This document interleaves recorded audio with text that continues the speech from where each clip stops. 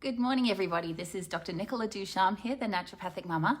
And today I wanted to share with you 3 really simple, inexpensive detox helpers that you can do at home to help support your body just for its normal function, everyday function. Or if you're struggling with a chronic health condition, detoxification is always a key component of what you want to do. So the first one is to do Epsom salts baths. And Epsom salts are readily available, usually even, the pharmacy, grocery stores. You can find Epsom salts everywhere, and they're just a few dollars for a really big bag. So Epsom salts are magnesium sulfate. And we like to do Epsom salts baths to try and get a really good detox response. Now, the bath and the magnesium in the Epsom salts will also create a really good relaxation response. And I feel like we all need to try to get a little bit more shifted into parasympathetic nervous system rather than the sort of sympathetic fight or flight kind of nervous response that a lot of us operate in most of the time, sadly.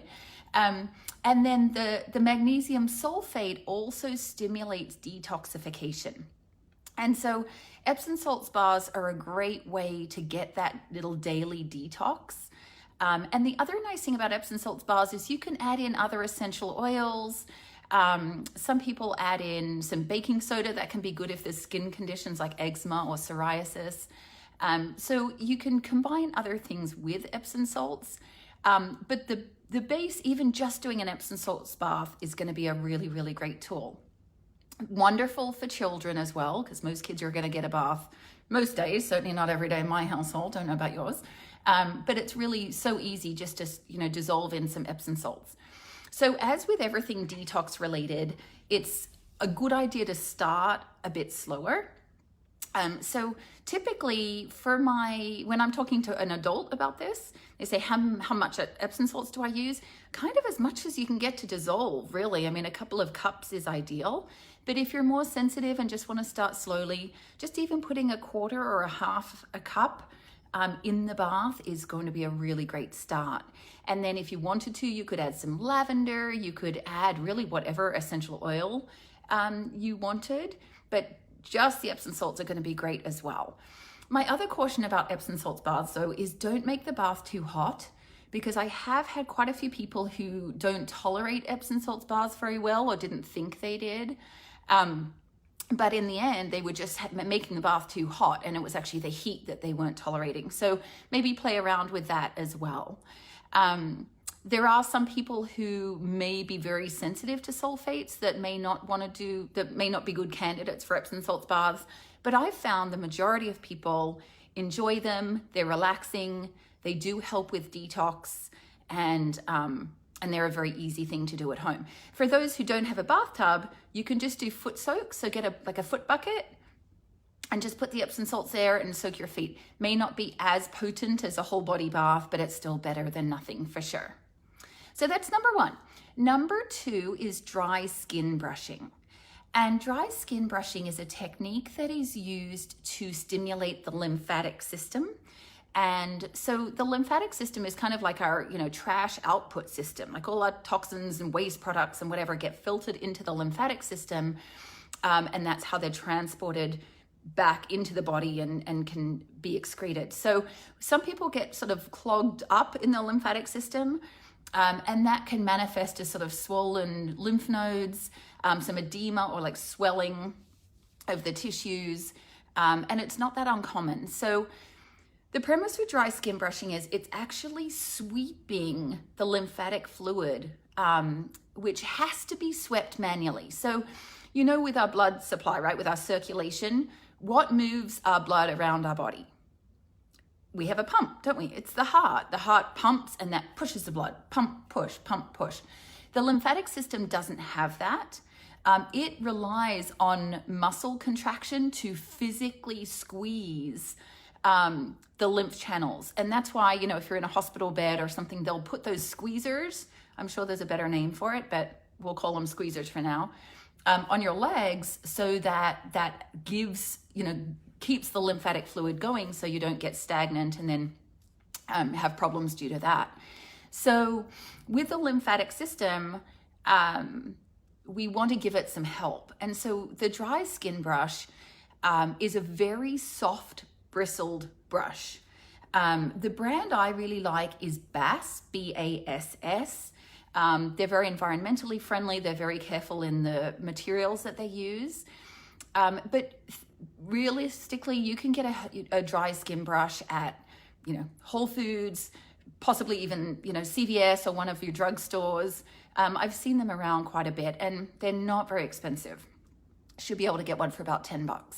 So what you want to do is before your shower, I always recommend before, some people do it afterwards, but I always recommend before, just get the brush and gently brush your skin always in the direction of your heart. So you always want to start, say, at your toes and brush in single strokes up your legs. With your arms, you want to brush up towards your armpits. The only exception is the chest area, where you want to brush towards your armpits as well, because that's where you've got a lot of lymph nodes there. But generally speaking, you want to brush towards the heart. And a lot of the dry skin brushes have really long handles, so you can actually get behind your back and get to those more awkward places.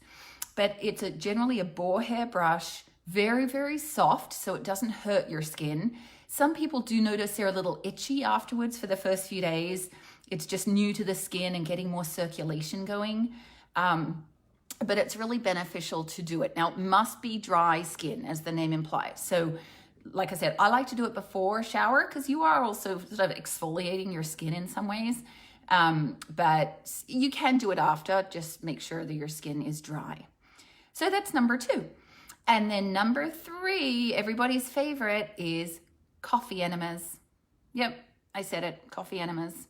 So if I could identify one thing that helps more of my patients when they need detox support more than anything else, I think I would have to say coffee enemas.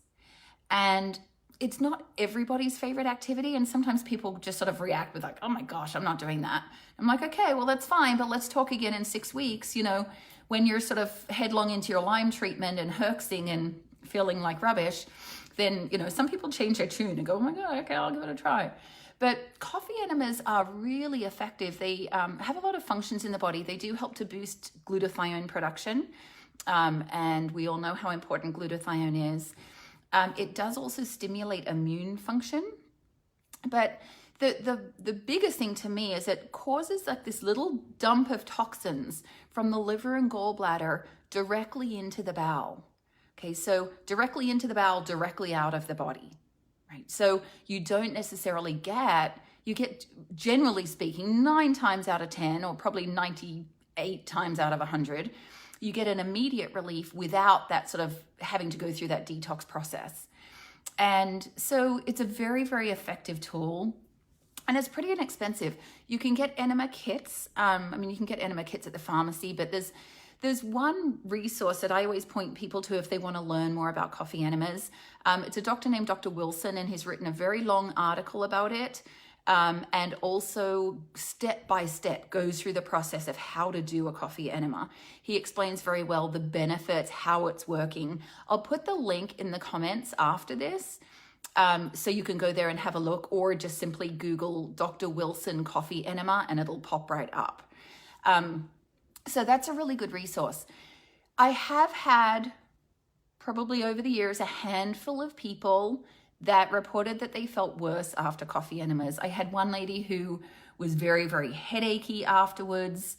I have one patient currently who felt that she got very dehydrated from doing coffee enemas.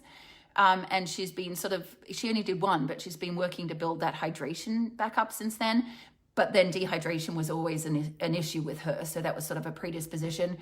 I've had a couple of people that said they got racy and jittery with the coffee enema, as if they'd drunk caffeine. But I will say, folks, that happens very infrequently. Given that you're actually sort of introducing, and you are using caffeinated coffee, and it needs to be caffeinated coffee, one would think that you'd get more of a systemic absorption of the caffeine, but it actually, in fact, doesn't play out that way. So So things to remember, if you're more sensitive or just getting started, use less coffee. Use a weaker dilution just to kind of warm your body up to it. To get an enema kit, you definitely want to use organic coffee, and you don't want to use really dark roasts. You want to use more of a medium roast. And if I'm not mistaken, that Dr. Wilson actually has some products for sale. I'm not affiliated with him in any way. I've just always respected the amount of information that he provides on his website. So, and then there's lots of other information online, but I just kind of want to give it a 2 thumbs up, because it is a very effective detox support. And so it's one of the things to consider that you can do at home. Takes about 30 minutes, I guess, start to finish. And that's the other thing too. You want to start out in the beginning, like holding the solution for a shorter amount of time, and then try to build up to holding it for 15 to 20 minutes. And a lot of people find it's very relaxing. Again, it sort of does switch on the parasympathetic response. And so it can be, a relaxing, enjoyable process. Most people find once they do it once and they get the hang of it and they're over the sort of mental kind of hurdle of it, then it's straightforward and so beneficial for them. So there you have 3 pretty inexpensive things you can do at home and easily accessible.